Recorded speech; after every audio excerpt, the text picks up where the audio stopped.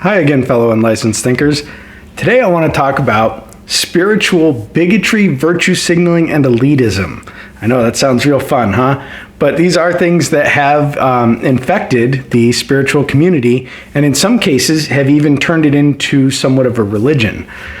So before we get into that, if you could hit the like button for me, I can't quite reach it from here. Thank you very much. Now, the reason for making this video is I've run into some weird stuff in the spiritual community. And things I honestly was surprised at, but probably shouldn't have been. And so I have experienced bigotry and sexism in the spiritual community. I've been told, well, you can't be that spiritual because you're not melanated. I'm like, what? Is this really a road we want to go down?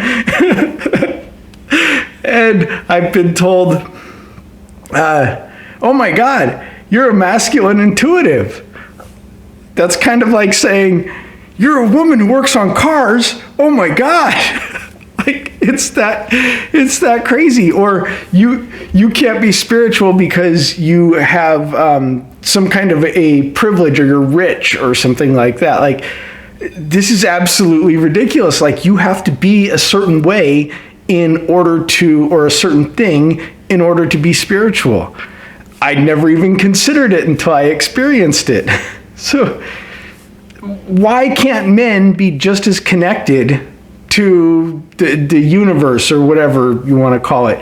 Why does it take the feminine? Why is the feminine considered better than the masculine? You say men or masculine cannot be intuitive. Well, think about a guy who is a warrior and manages to survive many battles. Sure, it could be just skill, but I guarantee you if you ask them, they're going to say, well, I just knew there was a guy behind that building. I knew that around that corner there was going to be an ambush. Why? Because they have intuition, and it doesn't have to come from the feminine. These can be the biggest, burliest, meanest guys out there that you couldn't find feminine in with a microscope, and they're going to be intuitives. They might not call it intuition in the same sense, but it is. So whenever someone says, well, you need more feminine, you need to integrate your feminine, well, maybe you need to integrate your masculine. Quit being a bigot. And like when it comes to ethnicities, that's insane to say, well, you can't be as spiritual because you're not melanated, or you didn't come from this particular culture. What? You have some kind of monopoly on that? Does that mean that we're different and that we're all going to be better and worse in some ways? And again, you don't want to go down that road. It's going to cause a problem. So I don't see why anybody is more or less connected except for the connection that they feel, the connection that they have. It has nothing to do with their skin or where they come from or how much money they have. I mean, you say, well, you can't be spiritual because you're too rich. Well, okay, how much money is too much? Like, is it $45? Is it $88? $1 million? Where exactly do we draw the line? Where are you too rich to be spiritual? I mean, come on. Rich people got rich by providing something, so they're connecting with the energy of money, maybe doing a better job of it than you.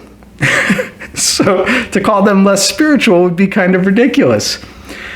So let me get into this, and that's the bigotry side of this, all right? So then we're going to get into the virtue signaling side of it. And, oh, you have to eat this particular diet or you can't possibly be spiritual. Oh, come on. Look, I think plants are nasty, but if you want to eat them, you go right ahead. So, I mean, seriously though, if you look at it, it's eating, we were made to eat animals, and we were made to eat plants. So we're made to do both. And a lot of the extra energy that we receive by eating animals is what allowed us to develop further and to become what we are, to become as evolved as we are, which without a doubt gives us a better connection to the spiritual because we have a larger brain to work with. So it's, if you feel spiritual eating a certain way, eat that way. That is fantastic. But somebody else might not feel spiritual eating that way. It might make them tired. It might make them feel ill. Who knows? Doesn't matter. We all have our own connection to the infinite, to the divine. That's ours. So more virtue signaling, like, oh, well, you need to meditate this certain amount. You need to do this certain kind of meditation or this particular style of yoga or whatever it might be. That's what people are going to say. How could you possibly be spiritual if you don't meditate at least an hour a day? Well, maybe that's just not how they're spiritual. Some people don't meditate at all and are amazingly spiritual and amazingly connected to the divine. If you need to meditate, if you want to meditate, nobody's stopping you, but not necessarily does somebody else have to.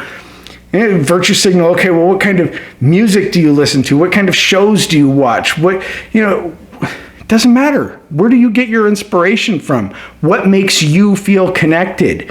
Is it classical music? Is it drums? Is it jazz? Whatever. You do you. And don't try to say that other people are more spiritual because they don't do it that way. And so here's the part where we get into the elitism, and it's also sort of where we get into the religious side of it, although you can see where a lot of this all fits into religion anyways that I've already talked about. So another thing in religion is if you're, I did it myself, in spirituality, is you have to believe all of these things. So the next thing that somebody brings to you, you have to add that to your list of beliefs, or you aren't keeping up with the Joneses.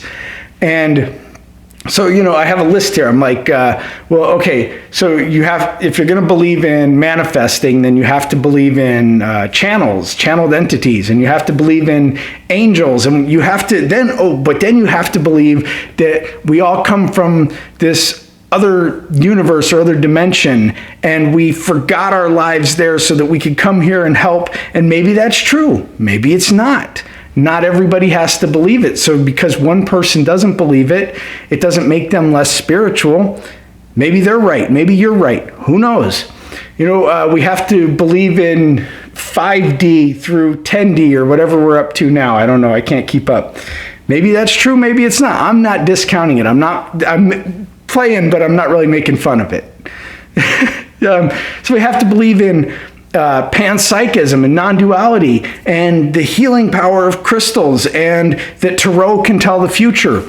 Okay? A lot of these things are things that I believe, but not everybody has to. That guy over there doesn't have to believe in these same things. And it becomes a game. It's like in religion, you can't believe just part of the Bible. You have to believe the whole Bible or the whole Quran or whatever your religion is. You have to believe the whole thing. You can't just take parts of it, because otherwise you're not being very good in your religion. Well, that's what spirituality has turned into. It's like this elitism where you say, okay, we have these 14 different aspects of spirituality that I believe in. And you only believe in 8 of those? Oh, you're not even worth my time. And so you see, people get into this bigotry, this virtue signaling, this elitism, and trying to prove, oh, well, I got rid of my ego more than you did, and all kinds of crazy stuff. So just relax, you guys. Let everyone follow their own path. You follow your own path. Whatever you want to believe in, whatever you want to put your energy into is what you put your energy into. It's your path. It's how you do it. Do you want to come at stuff from a feminine, from a masculine, from a mix of the two? However you want to do it that way. And let me know what you think in the comments. And be sure to share this video. Have a great day.